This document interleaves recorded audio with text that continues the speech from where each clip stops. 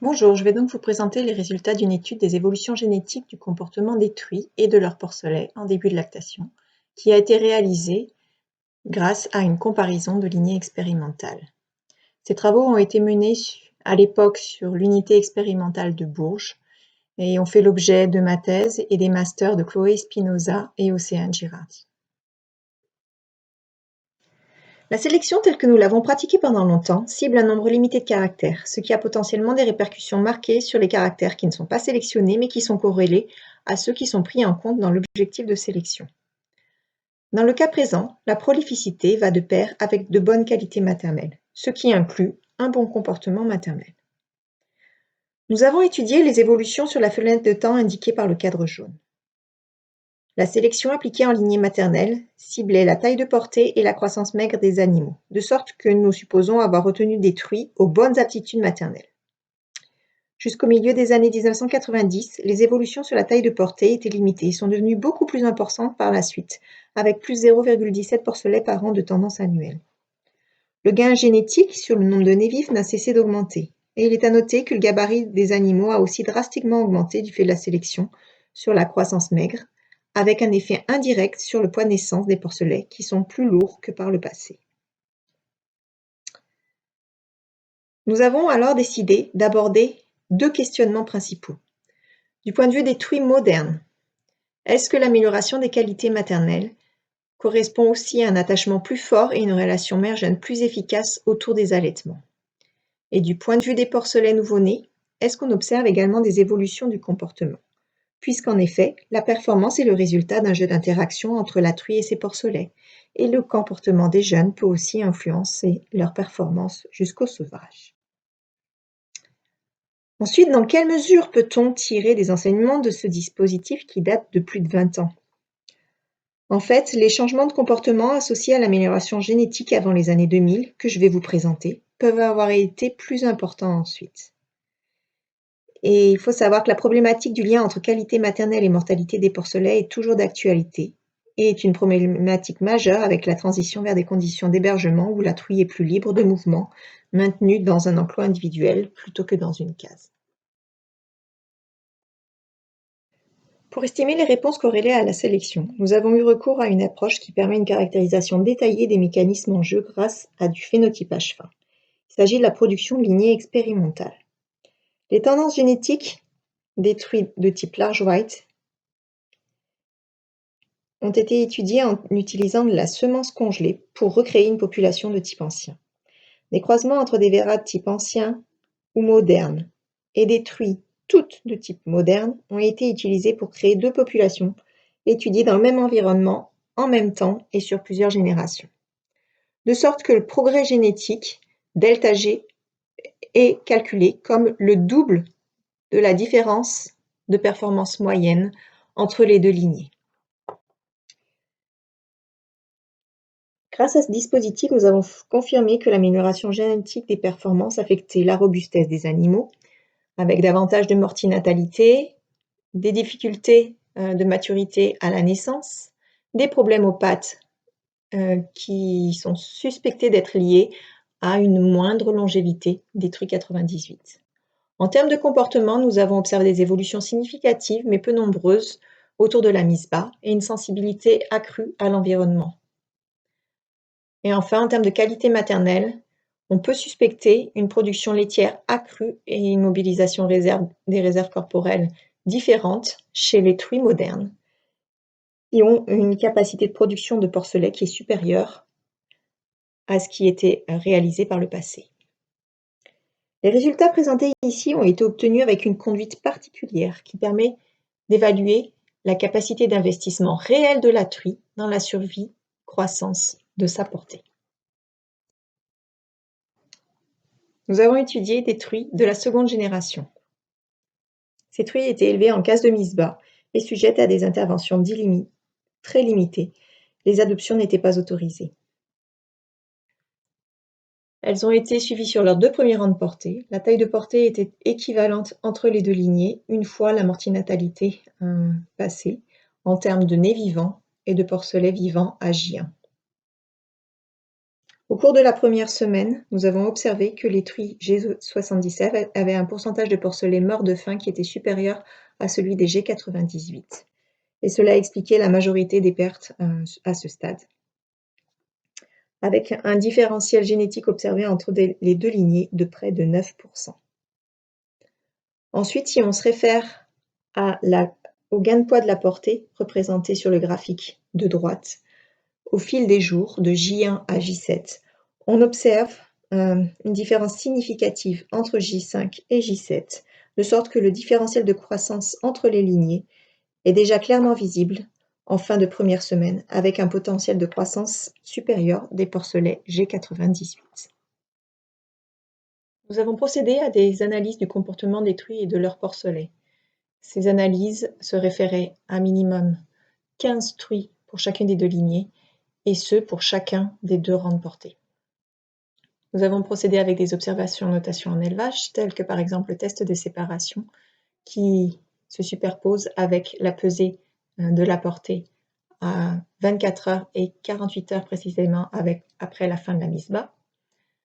Sachant que la truie reste séparée de sa portée environ 20 minutes, nous sommes aussi intéressés au comportement et interaction avec les porcelets dans les 3 minutes précédentes et les 3 minutes suivant cette séparation, à travers des notations des postures, des changements de posture et des vocalisations, et aussi l'analyse d'enregistrement vidéo.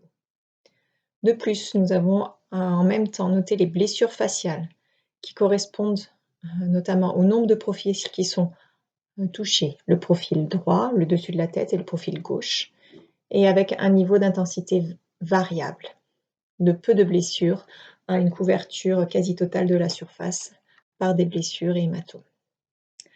Ensuite, nous avons analysé des enregistrements vidéo, tout d'abord sur la truie en termes d'activité posturale, avec un échantillonnage scan toutes les 10 minutes, et ce sur la période allant de J0 jusqu'à J4, en observant en continu les journées 1, 2 et 4.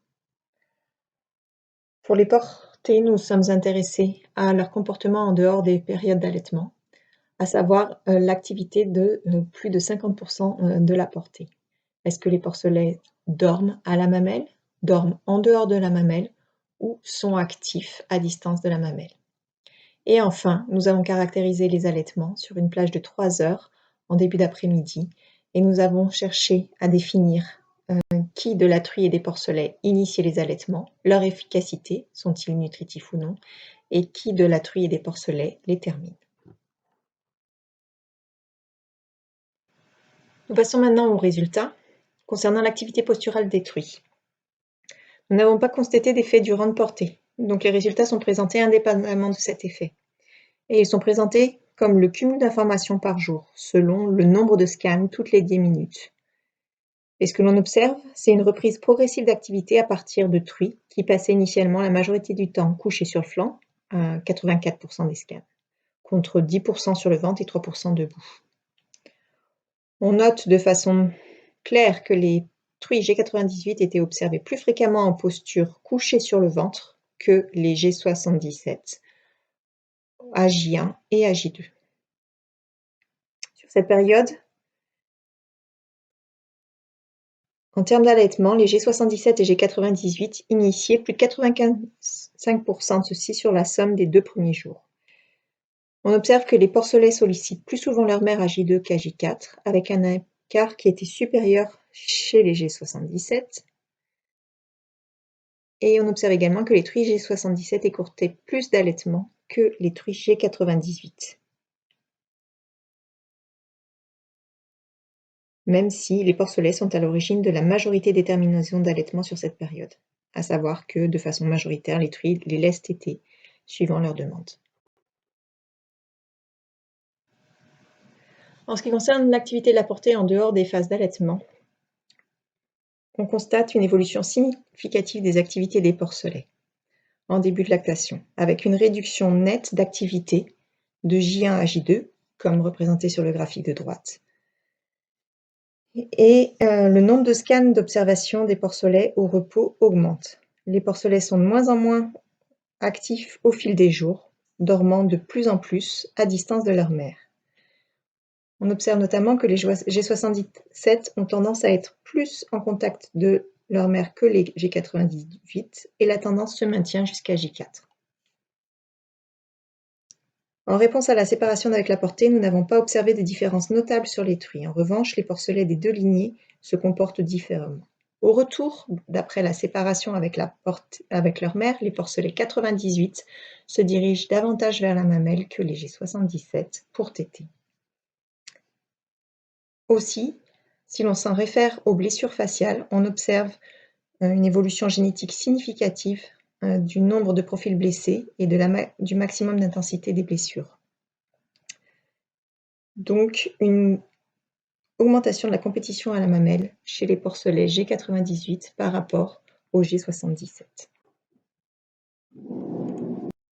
Finalement, estimer les évolutions dans la capacité d'investissement des truies dans la reproduction et la production de porcelets à travers deux lignées de type ancien, séparées par 11 générations de sélection.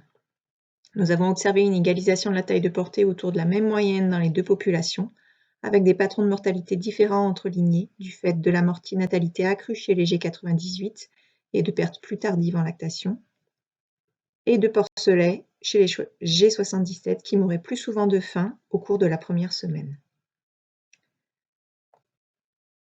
Un récapitulatif des résultats marquants sur les porcelets, avec des profils d'activité différents entre les lignées. Les porcelets plus modernes ont des besoins nutritionnels accrus et donc ils recourent à de la compétition à la mamelle de manière plus intense. Cela du fait de l'amélioration génétique de la croissance en fin d'agressement. Un dispositif de croisement aurait été judicieux pour définir dans quelle mesure les G77 sont, ou pas, plus tributaires des faits maternels et donc du comportement de leur mère. Les truies plus modernes, quant à elles, entretiennent des relations différentes avec leur portée. Les résultats que nous avons exploités renseignent sur le fait qu'elles ont une implication plus marquée dans le déroulement des allaitements. Ces truies G98 ont un niveau d'activité plus faible que les truies de type plus ancien, du fait d'une allocation des ressources préférentielles vers la production. Passant davantage de temps couchés sur le ventre, cela leur permet néanmoins d'être attentives à leur environnement.